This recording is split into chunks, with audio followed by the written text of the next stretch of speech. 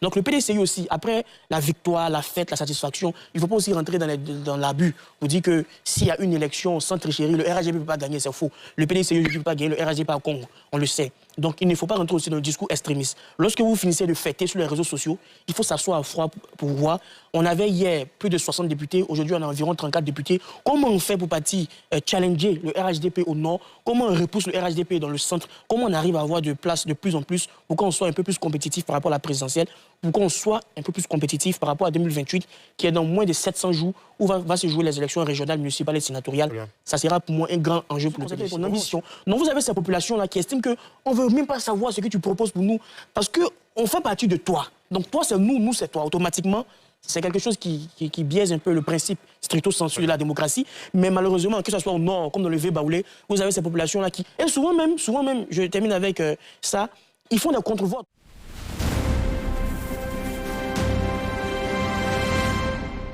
RHDP vient-il de subir une véritable humiliation politique? Atoumodi et Duala Massala, lors des législatives partielles du 21 février 2026, le parti au pouvoir n'a remporté aucun siège. Après l'annulation du premier scrutin par le Conseil constitutionnel, ce second vote devait être celui de la confirmation. Mais le verdict des urnes raconte une autre histoire. Que s'est-il réellement passé? Et quelles conséquences pour la suite? On a clairement 1600 voix d'écart. Oui, je pense que la reprise de ces élections-là, ça a quand même été, j'ai envie de dire, une guerre de mobilisation, parce que vous avez d'un côté le PDCI qui a sorti de l'armada, n'eût été quand même certains conflits internes qu'ils peuvent avoir, quand on a vu Moïse Kakou Kaoui sur le terrain, Jean-Marc Yassé, etc., qui sont venus donner main forte quand même aux candidats. De l'autre côté aussi, vous avez le RHDP avec tous les ministres du gouvernement qui sont venus. Il y a eu une guerre aussi de logistique avec tous les moyens qui ont été dégagés justement pour permettre à chacun des candidats de gagner. Ouais. On peut dire aujourd'hui, je l'avais dit il y a quelques jours, j'avais dit que Atoumodi c'était un bastion du PDCI. Le PDCI a tenu son rang, c'est une logique qui a été confirmée. Après, quand on se repose la question, est-ce qu'on peut parler du fait que le PDCI s'est imposé en force? La question mérite peut-être d'être reposée dans un autre sens. Aujourd'hui, le RHDP qui fait 42% à Atoumodi, on peut se poser aussi la question, et si demain le PDCI faisait 42% à Korogo ou à Odiéné, qu'est-ce que cela donnerait éventuellement? Donc voyez-vous, aujourd'hui, il faut reconnaître... C'est-à-dire que le score du RHDP, bien qu'il perd, n'est pas négligeable. Non, pas du tout négligeable, parce que revenons peut-être en 2021, on va peut-être prendre deux autres régions. Vous prenez la région de l'Agnébi-Tiassa, je crois qu'en 2021, il y avait 8 circonscriptions. Sur les 8 circonscriptions, le RHDP avait pris à l'époque 4 circonscriptions sur 8. Là, en 2026, il y a du 8 sur 8 qui se fait. Vous reprenez aussi le Haut-Sassandra, où en 2021, je crois qu'on était à du 4 circonscriptions sur 9 pour le RHDP. Là, aujourd'hui, on est sur du 14 sur 15. Donc, on voit qu'il y a aussi une évolution qui peut se faire. Mais toutefois, ça ne confirme pas aussi une sorte de légitimité. Il y a du travail à faire, que ce soit au niveau des deux partis, mais je pense que le PDCI est en train de se remobiliser. C'est une victoire qui peut donner une nouvelle dynamique aussi au parti vers l'unité. Si on se réfère, Dr Arthur Kamena Yoboué, au profil des deux candidats, Raymond Goudou Kofi et Hervé Ali Ali, ils sont tous de la même formation politique de base, c'est le PDCI-RDA. Alors là, on est tenté de se dire, est-ce un vote de confirmation de l'ancrage du PDCI ou bien tout simplement un vote sanction contre le RHDP dans cette localité?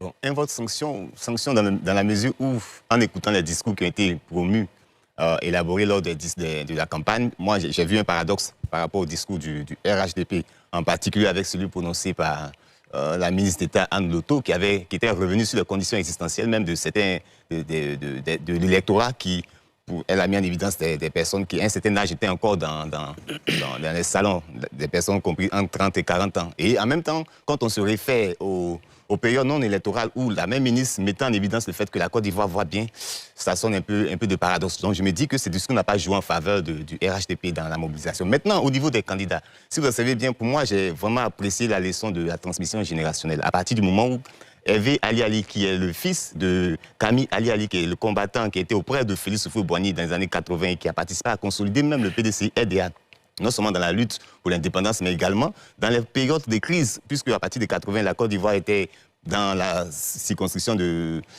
miracle économique, il y a participé. Et aujourd'hui, on voit qu'il y a une course de relais. C'est-à-dire que nous avons travaillé à consolider le parti à un certain moment. Maintenant, au regard de l'alliance qui n'a pas marché avec le RHDP après les élections de 2015, où le PDCI est sorti du RHDP, on voit que le PDCI a été considérablement affaibli. Et pour moi, ils sont inscrits dans une tentative de reconstruction. Donc, dans cette tentative-là, on voit que toute la logistique, que ce soit au niveau des ressources humaines, que ce soit au niveau du matériel, que ce soit au niveau des discours, que ce soit même au niveau des seniors, des pionniers, tel qu'il a rappelé Gikawe qui est venu, qui a porté son leadership, tel que les maires qui ont porté leur voix pour faire barrage, pour dire que ici, ce n'est pas simplement un fait à négliger, c'est un bastion historique, mais en même temps, c'est une légitimité. Parce que quand vous regardez la région du Bélier, c'est une région qui produit le cacao, le café, l'anacade, l'une des récoltes qui sont vraiment positionnées. Donc je me dis qu'en prenant cela, ça donne la légitimité au PDCI de se prononcer sur des questions existentielles même de l'économie. Donc pour moi, c'était tout l'enjeu stratégique de cette bataille-là. Eh bien, cette élection est l'image que nous voulons voir de la démocratie en Côte d'Ivoire et même en Afrique. C'est une élection qui est apaisée, malgré les grands enjeux. Nous avons vu une atmosphère de paix. Et comme je l'ai dit tantôt, il y a quelques jours, cette élection était décisive pour le PDCI-RDA. Il fallait gagner. Parce que l'avenir du parti, pour ma part, dépendait de cette zone. Une défaite aurait eu un effet psychologique désastreux pour les militants. C'est ainsi que toutes les forces se sont réunies. Il y a eu pour un moment une sorte de consensus, une sorte d'unité autour des cadres pour gagner cette zone. Et après, vous avez vu qu'il y a eu l'appel de Toumoudi, de la part du candidat gagnant, qui a voulu que cette unité se renforce dans toute la Côte d'Ivoire. Toumoudi devient l'espace exemplaire que tout le PDCI devra suivre par ailleurs. Et je pense que se basant sur cette victoire, le PDCI est sur une bonne lancée et pourra regarder vers l'avenir avec réconciliation, avec action, vision pour un nouveau parti qui sera compétitif pour les années à venir.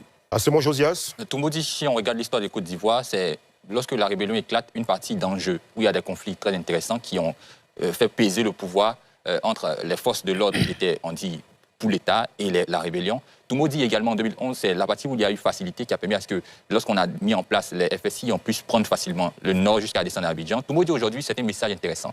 Vous voyez, après l'élection, le vainqueur est allé saluer la candidate du RHDP. On a vu ces images-là, vous étiez assis sur... Qui la veille aussi à la proclamation des résultats l'aurait appelé au téléphone. Exactement. Donc en fait, ce que je veux montrer là, c'est que Toumoudi, c'est vrai, par moments ça a été de mauvais exemples ou de mauvaises images, mais là aujourd'hui, c'est une image qui doit servir à tous les Ivoiriens, où on fait la politique, mais on est aussi conscient de l'humain. On fait la politique, mais on est aussi conscient de l'homme, de la Côte d'Ivoire de façon générale. Alors, cette victoire-là, c'est plus ou moins comme au football. Vous voyez, quand on change un entraîneur dans une équipe de football, on s'attend à ce que les choses puissent se reprendre parce que l'entraîneur qui était là avant n'apportait pas quelque chose dont on avait besoin. Et lorsqu'on a un nouvel entraîneur, on veut aller de l'avant. Quand on enchaîne avec les victoires, c'est le caractère ou l'esprit qui revient, c'est l'envie qui revient, c'est l'union qui revient. Et ramener ça à ce qui vient de se passer à Toumoudi, c'est plus ou moins la même chose.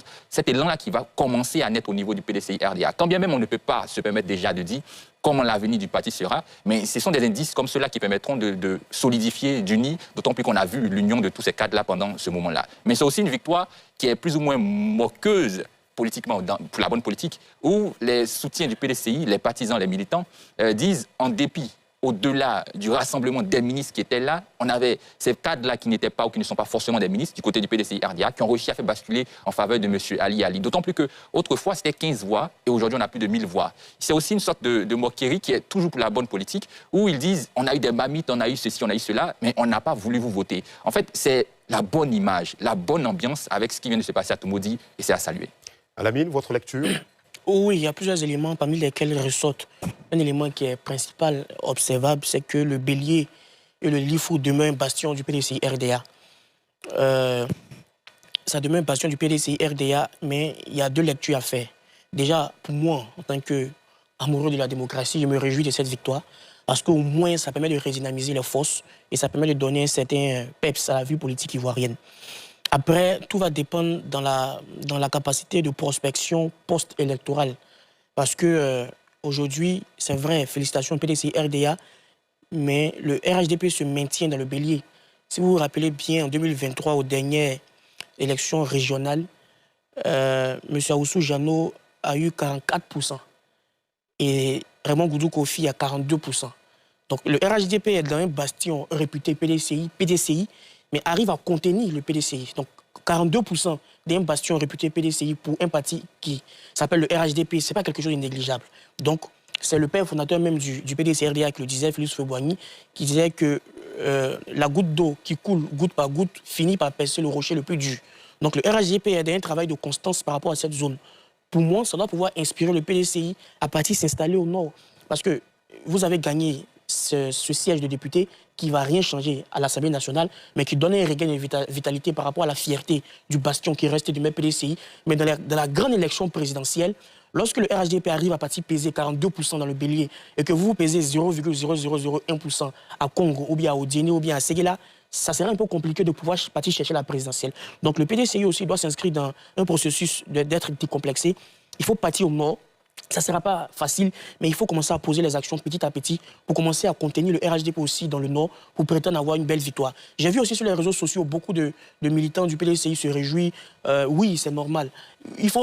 Vous pouvez narguer à un certain niveau le RHDP sur les réseaux sociaux, mais lorsque vous finissez de narguer, il faut faire une analyse à froid.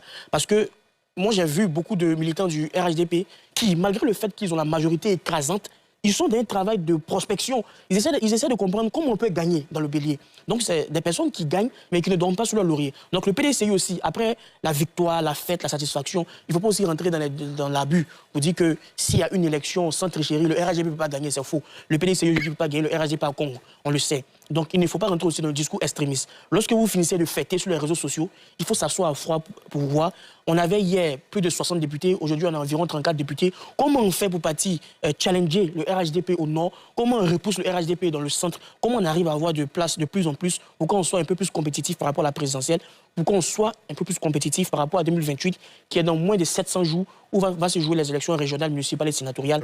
Ça sera pour moi un grand enjeu pour le PDC. On va aussi analyser l'impact de ces exceptions sociologiques avec Dr Arthur Kamena Yobou dans quelques instants sur la reconfiguration, en tout cas, de l'échiquier politique national. Le Bélier est connu pour être la zone de priorité, le bastion du PDCI-RDA, et donc jamais il ne sera possible de déboulonner les indéboulonnables. Non, en politique, il n'y a pas de jamais, puisque tout est dynamique. Mais je constate que ce qui a été présenté, c'est qu'il y a un comportement électoral des Ivoiriens, c'est de voter en fonction des régions, en fonction de l'orientation ethnique ou en fonction de l'orientation religieuse. Et ça, c'est une pratique qu'on a observée le plus. Quand Alamine faisait son développement, il a mis en évidence le Nord qui est vraiment acquis au nordiste, le Sud à certains. Et dans cette dynamique, on a vu que le RHDP a quand même essayé et essaie, à travers les différentes élections du pouvoir, changer la donne. Mais moi, c'est une invitation pour cette recomposition à vraiment penser à une réorientation du comportement électoral. Si vous observez bien, lorsqu'on fait un bilan des présidentielles et des législatives, on se rend compte d'une variable, c'est-à-dire qu'on ne vote pas en réalité en fonction des projets de société. Quand vous écoutez tous les discours qui reviennent, c'est plus le discours qui n'est pas présenté sur la base d'un programme que l'électorat comprend en réalité. La preuve, dans les présidentielles précédentes, on a vu que les discours ne sont même pas, ce sont des intellectuels qui ont essayé d'échanger sur la base des programmes, mais les populations, dont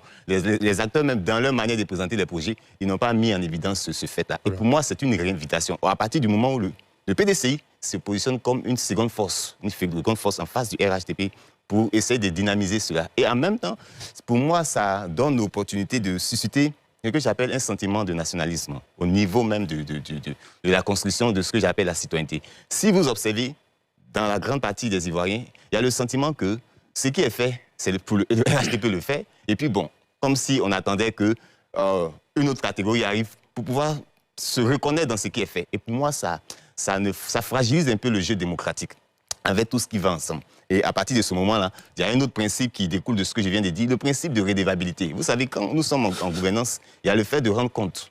Et je constate que le RHDP communique assez, pour moi, en n'observant pas assez sur ce que le RHDP fait, au point où ça donne le sentiment que ce que le RHDP fait n'est pas trop perçu par la population en termes de retombées, mais c'est comme si ça appartenait au RHDP, ça appartenait à tous ceux qui sont dans le cercle du RHDP qui jouissaient. Donc pour moi, il y a des questions sur lesquelles on pourrait revenir, on pourrait questionner sans être, je ne dirais pas sur le coup d'une menace ou bien sur le coup du procureur de la République, mais il y a des questions qui peuvent se poser qui touchent au débat national. Donc pour moi, c'est une invitation que le citoyen puisse, de façon ouverte, puisse participer par l'entremise des hommes politiques qui créent le débat. Très bien. Alors, messieurs, je commence avec vous, Alamine Fofana. Dans une telle élection, où on a des figures qui sont bien ancrées dans la localité, en l'occurrence Ali Hervé et Raymond Goudou Kofi, quels sont les sujets locaux qui peuvent faire gagner ou faire perdre? Ce serait par exemple les routes, ce serait quoi en termes de propositions? Les sujets locaux, dans l'espèce, il n'y a pas. Il n'y a pas de sujet local. Les sujets locaux sont ceux qui ont été décrits par Dr Arthur Kamena. C'est un vote qui est basé sur l'appartenance communautaire. Et la difficulté, c'est qu'on est dans une élection législative. Donc, le discours politique de l'élection législative diffère du discours politique de l'élection municipale. Donc, vous allez voir, dans le discours politique municipal, on parle de routes, on peut parler de construction, on peut parler d'aménagement du territoire. Même pour les députés, qui sont ceux-là qui légifèrent au niveau de l'hémicycle, ils n'ont pas de budget pour pouvoir impulser un développement. Oui, non, donc, ça nous le savons. On a... En se référant, ça nous le savons. En se référant sur leurs différentes formations politiques. Est-ce qu'on met en avant le bilan de sa formation politique? Justement, ça, il n'en existe pas. Parce que, d'abord, je pars du principe selon lequel, lorsqu'on doit faire même une élection vis-à-vis d'une campagne où on parle programme comme programme en situation municipale, ça existe rarement. Donc, en situation législative, ça devient un peu plus compliqué parce que la population ne sont pas forcément disposée à comprendre le message. Et on est dans une zone qui est très polarisée. Donc, qu'est-ce qui prime, finalement? Ce qui prime, justement, c'est... Vous avez un PDCI qui va faire une campagne basée sur la dignité, la restauration de la dignité. On est dans le V-Baoulé, on est chez nous. Donc, le RHDP ne doit pas venir gagner. Et vous allez voir un RHDP qui sera... Vous avez vu dans le discours, Raymond Goudou Kofi dit, il y a quelques années, on ne peut pas porter le pan du RHDP, par exemple, à Toumoudi. Donc, vous allez voir un autre parti qui sera dans une relative victimisation pour essayer de dire que non, on doit pouvoir avancer, etc. Parce que, justement, le principe, normalement, c'est ce que vous décriez. On doit voter sur la base du meilleur projet. Mais on est dans un système de vote communautaire où les gens estiment ils font partie intégrante du projet. Ils prennent l'exemple très simple. Comme si je suis votre directeur de cabinet pour une élection, naturellement, je ne regarde pas le programme de Josias qui est votre opposant. Parce que j'estime que je fais partie intégrante de ton projet. Donc, je suis concepteur de ton projet, je suis concepteur de toi, je suis concepteur de ta vision, je suis concepteur de ton ambition. Donc, vous avez cette population-là qui estime qu'on ne veut même pas savoir ce que tu proposes pour nous. Parce qu'on fait partie de toi. Donc, toi, c'est nous, nous, c'est toi. Automatiquement, c'est quelque chose qui biaise un peu le principe stricto sensu de la démocratie. Mais malheureusement, que ce soit au nord comme dans le V-Baoulé, vous avez ces populations-là qui... Et souvent même, je termine avec ça, ils font des contre-votes. Moi, je connais par exemple des personnes qui regardent les candidats et qui savent par exemple que le candidat du PDCI a le meilleur profil pour diriger la localité, ou bien le candidat de l'opposition a le meilleur profil pour diriger la localité, mais ils ne vont pas le voter parce qu'ils vont estimer que si je le vote, je vais fragiliser Alassane Ouattara. Pourtant, Alassane Ouattara ne doit pas être fragilisé. Donc, ils estiment qu'on va supporter. C'est pareil, hein, d'autres personnes qui vont estimer qu'un candidat RHDP est bon dans une localité, mais je ne vais pas fragiliser Laurent Gbagbo. Donc, je vais supporter jusqu'à ce qu'ils prennent leur retraite et puis après, maintenant, on pourra voir maintenant de vraies élections. Ah, c'est moi, Josias. Oui, dans ce genre de localité, ce qui fait la différence, c'est la vision, on va dire, héritée de ce que c'est que la politique. Donc, vous allez voir que les jeunes vont suivre ce que leurs parents leur ont dit. Pas forcément parce que celui qui est devant eux propose mieux que l'autre. Parce qu'ils se sont dit, ou ils sentent, ils ont l'impression que leur ethnie, leur religion, ou ce qui fait la différence au niveau de leur identité, est accroché à un parti politique. Donc, je donne cet exemple, je ne sais pas si c'est vrai ou faux, on pourra me contredire. Ils vont se dire, par exemple, nous les Baoulés, on est PDCI d'origine. Donc, normalement, on doit voter pour le PDCI RDA. Donc, on ne va pas chercher à savoir ce que le RHDP peut proposer ou pas, parce que le RHDP n'est pas le parti des Baoulés. Et sur ces bases-là, qui ont été des visions héritées, qui aujourd'hui ne colle plus avec la nouvelle démocratie qu'on veut en Côte d'Ivoire. Dans ce genre de localité, les combats se mènent facilement. Mais au-delà de cela aussi, il y a les petites questions de bilan. Donc, mais Raymond Goudou Kofi n'est pas du Nord. Non, justement, non. Là, je parle en faveur du candidat du PDCI RDA, qui va dire, par exemple, que ici, nous sommes à Toumoudi. Et à Toumoudi, si on a les Baoulés, c'est que les Baoulés, généralement, votent pour le PDCI RDA. En fait, je ne dis pas qu'il a dit ça, mais dans l'entendement, dans la manière de concevoir le vote chez ces citoyens-là, c'est comme ça s'entend. Et lorsque vous dites effectivement que Mme Raymond Kofi n'est pas de cette localité... N'est pas du Nord. N'est pas du Nord. Et pardon, n'est pas du Nord, par exemple, mais n'est pas forcément avec son bastion, avec son parti politique. Son ancien parti politique. Non, le RHDP. On va lui permettre d'aller au bout. N'est pas forcément avec le RHDP un parti qui domine dans cette localité. Ça favorise facilement le PDCI RDA qui, comme je le disais, ces gens-là se disent qu'on est né pour le PDCI, on est né dans le PDCI parce qu'on est baoulé. Et à côté de cela, il y a aussi la petite question du bilan, comme je signifiais. Par moment, ça n'a pas lieu d'être dans ce débat-là, où on parle d'élections législatives. Mais on va facilement ramener cela, en ce sens où on dira que ceux qui sont au pouvoir aujourd'hui n'ont pas apporté ceci, cela au niveau de la communauté. Et ceux-là qui se sentent plus ou moins marginalisés par les actions de développement vont aussi rejoindre ceux-là qui, par ces raisons ou ces éléments identitaires, soutiennent facilement ces acteurs-là. Et ce n'est pas seulement Toumoudi, c'est presque partout. C'est pourquoi vous allez voir que généralement, la stratégie du RHDP, c'est de choisir quelqu'un qui est originaire de la localité et de faire de cette personne son candidat. Parce que ça marche, on va dire, à 95%. Et pourtant... On ne devrait pas avoir ça. Très bien. Bewin Denguessa. Je pense que tout a été dit. Vous savez que sous nos latitudes, l'élection n'est pas idéologique, elle est ethnique.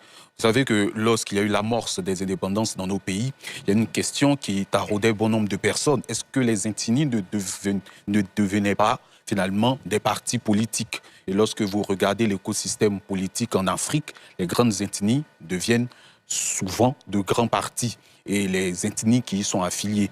C'est ce que nous avons vu en quelque sorte, bien que la candidate du RHDP ne soit pas du Nord, on attribue traditionnellement, bien sûr, les Baoulés au PDCI. Mais par ailleurs, il y a aussi une crainte de la part de ceux qui peuvent voter le parti au pouvoir. On se dit que si on ne vote pas le parti au pouvoir, on ne va pas bénéficier de certaines infrastructures, on ne va pas bénéficier de certaines largesses du pouvoir. Donc certaines personnes se disent que par ce vote, c'est peut-être une sorte de validation du parti au pouvoir ou une sorte de sanction. Maintenant, il y a des personnes aussi qui votent parce qu'ils aiment ou n'aiment pas celui qui détient l'exécutif. Mais dans le fond, il n'y a pas d'idée majeure et c'est ce qui est dommage et dommageable. Nour Djarassouba, nous sommes encore à ce niveau-là, vous pensez vraiment? Oui, et tout se résume au débat communautaire et identitaire? Après, je pense que la sociologie électorale a quand même changé et ça se voit avec les derniers résultats qu'on a tout à l'heure. Dr Kamena et Alamine l'ont si bien rappelé. Quand vous êtes dans une circonscription comme celle de Toumoudi et qu'on se dit forcément, c'est pas forcément quelqu'un qui est du PDCI qui doit gagner, ça se voit dans le score. Hein, quand le RHDP arrive à faire 42%, vous regardez dans la ME, dans la Niebi, on l'a rappelé tout à l'heure, où justement, ce n'est plus forcément ces partis traditionnels là qui dominaient avant qui dominent. On comprend que la sociologie a changé. Et même dans le Nord, hein, où une vague d'indépendants qui n'étaient pas candidats RHDP ont battu les candidats RHDP. Oui, mais après, dans le Nord, il faut reconnaître que ces candidats indépendants ont quand même une sensibilité avec le RHDP, pour la plupart d'entre eux. Il y avait quand même certains qui étaient des dissidents ou d'autres qui ont une certaine, qui ont un certain rapprochement avec le parti au pouvoir. Mais ce que je veux dire, c'est qu'au niveau du Sud, la sociologie elle est en train de changer. Là où vous avez même au niveau de San Pedro, par exemple, vous avez une députée maire qui n'est pas sudiste, qui est du Nord, mais qui a réussi à se faire élire, par exemple. Donc c'est une sociologie qui est en train de changer. Mais aujourd'hui, je pense que le vrai défi, le vrai débat n'est pas comment gagner dans son bastion. On n'est plus à l'heure où il faut avoir des scores soviétiques forcément, mais c'est justement comment consolider les acquis de son parti. Et aussi, quand on est un parti d'opposition, comment percer aussi chez l'adversaire pour faire un score, justement, pour pouvoir bousculer les lignes et puis se préparer pour d'autres échéances, notamment les municipales et les présidentielles de 2030. Chose est sûre, ces législatives partielles à tout maudit et dues à la Massala redistribuent les cartes. Le RHDP est prévenu, l'opposition est galvanisée, et le terrain politique devient de plus en plus imprévisible. Est-ce un simple accident ou le début d'un basculement? Donnez-moi votre avis en commentaire. Partagez et abonnez-vous pour rester au cœur de l'actualité politique ivoirienne. On se retrouve très bientôt pour une nouvelle analyse.